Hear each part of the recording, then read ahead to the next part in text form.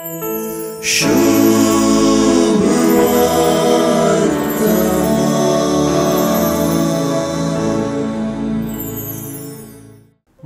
सुवार्तेंत जेजून आपणागच जायत्या आश्चर्यांद्वारे उघडाप करून जातास आणि आपणाविषयी लोकांमध्ये आणि आपल्याच गांवकारांमध्ये दरबस्त नासमजणी आणि स्कांदलाची परिस्थिती येऊ देता.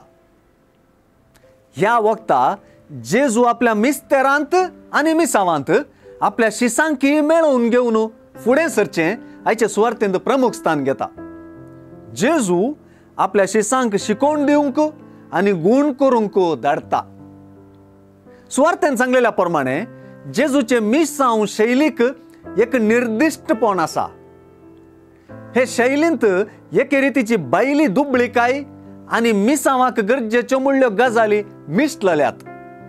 ह्यो गजाली जेजून दिल्ले प्रमाणे शिसांनी परगोटूंक वेच्या त्या सर्गींच्या राजाच्या राजावाक ताळ पडचे तसल्यो आणि शिसांतावन संपूर्ण समर्पित मानवभाव विसारचे तसल्यो म्हणयत.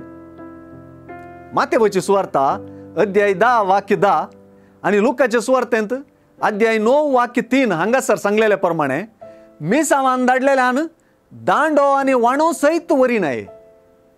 पूण मार्काचे सुवार्तेंत ह्यो दोन्ही संगती वरूंक आस्पद दिला. कित्याक हातून सुवार्तेकार मार्कान मिसावान वेच्या शिसांचे आणि तांच्या विविंगड परिस्थितींचे सारखे तुलन आणि विश्लेषण केल्ले सारखे दिसून येता. तितलेंच न्हय, स्वरक्षण आणि भोव गरजेच्या मुळाव्या गरजांक तत्वार्यान अशें सुवार्तेकारान जागृतकाय घेतल्या.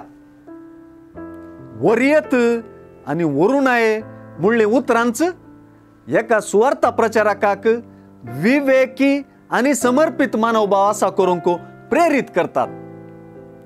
हर एका मिसावानवेच्या व्यक्तीन वा पवित्र स्नान लाभलेल्या हर एकल्यान जेजून पवित्र सभेक दिल्लें मिसांव जारी करच्याक आणि आपापले परिस्थितींत जेजूचे सुवार्तेक साक्ष जावच्याक आपण आपयलोलो म्हूण समजूनचे संगी विवेकी आणि समर्पित मनोभाव वृता करूंक आपोवणे आसा.